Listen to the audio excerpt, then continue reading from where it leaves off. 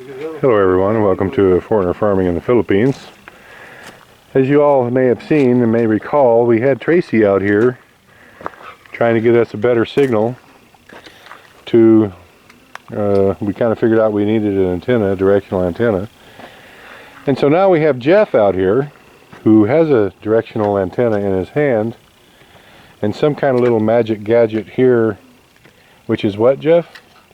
It's a small spectrum analyzer. A spectrum analyzer. Now that sounds well, it's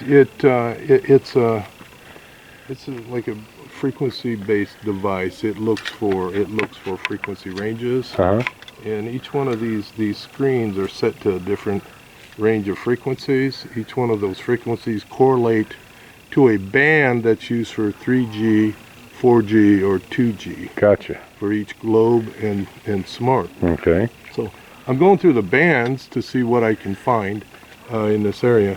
Okay. Using that. And so the little mini heart attack there, yes. What does that mean? And this is a logarithmic scale. It's in dBms. Okay. So even when it goes up a little, it's actually showing you a double. It doubles, okay? So every time that changes by 3 dBs, that's a doubling of the signal strength. Really? Okay. Yeah. It's kind of like an earth, like the, what do they call it? The earthquake scale? What's the name for that? Yeah. I don't remember. Yeah. But every tenth of a point is like double the strength of a... It's logarithmic, so you can take real small numbers and huge numbers and put them on the same chart. Right. So it's like a 7.0 is 1,000 times stronger than a 6.0. Yeah, it probably uses a type of a logarithmic scale. So anyhow, I think we may have found a decent smart signal. Really? And you can see where the scale goes up quite a bit. Okay. So that should be, as we move the antenna, it comes up quite a bit. And as we move away from the source, it'll drop down in value.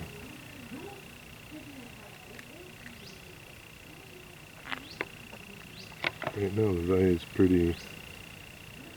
So right now it's pretty good. And this is the latest strength here. Yeah, that's actually a averaging of 10 samples. Okay. Averages those. But it's like it comes and goes. If you watch it. Oh, that's the Philippines. Yeah, even when I'm pointed at the same direction, it's getting stronger and weaker. So I don't know. I can't tell you what's happening there. I mean, once you get pointed, well, maybe, but there's no clouds. Well, so it's pretty cloudy. I guess it's overcast. Oh, I guess it is. Yeah, over here it looks pretty blue. So. Temperature inversion, maybe? I'm not sure what it is. I can't tell you. A walk. Once you, I mean, we're over here, right? And we've got a globe tower real close. Yeah. So when I point at that, I get the same level. When this is pointed right at it, I get the same level, and it doesn't fluctuate. But it should, right? It should go a lot higher. Oh, it shouldn't. It shouldn't fluctuate. It should, as this is pointed right at their antenna. Yeah. It shouldn't fluctuate. Oh, okay. I understand what you're saying now. Yeah, like a minus 50 dB, which I'm not too far from the tower, so it's real strong. Okay.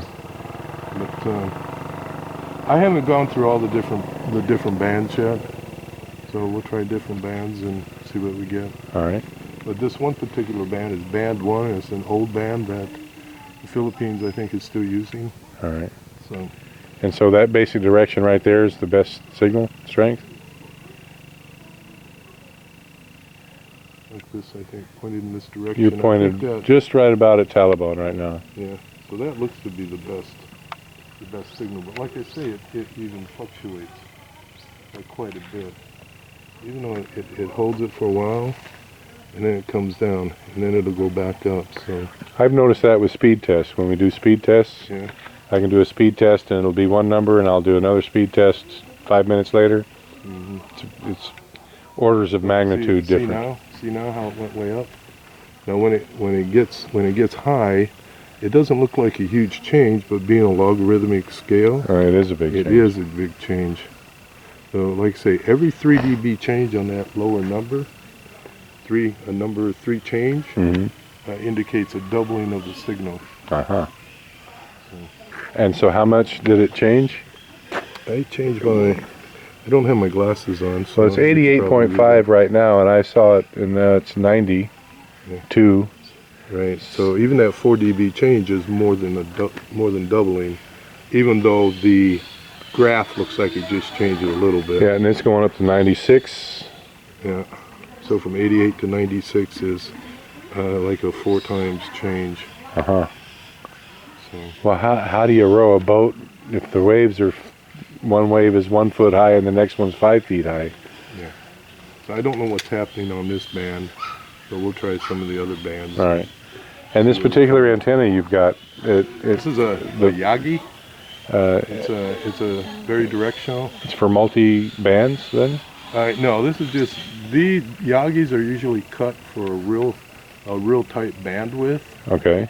And this one, since it uses the same length of directors, is cut for about 50 megahertz, which is the band they're using. 50?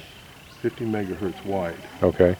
And that's pretty much what they're using for the 1800 megahertz. That is the 3G. That's the 3G. As I understood it, the 700 is the 4G, Right, 1800 is 3G, and the 2800 was 2G. right. But I don't think the Philippines hasn't got everything up to speed on 700 megahertz yet. So my understanding is they're double purposing the old 3G antennas for the time being, and then they'll switch over to 700 megahertz. Wouldn't get my hopes up. If they can make the 3Gs work without having to spend a buttload of pesos, they'll do it.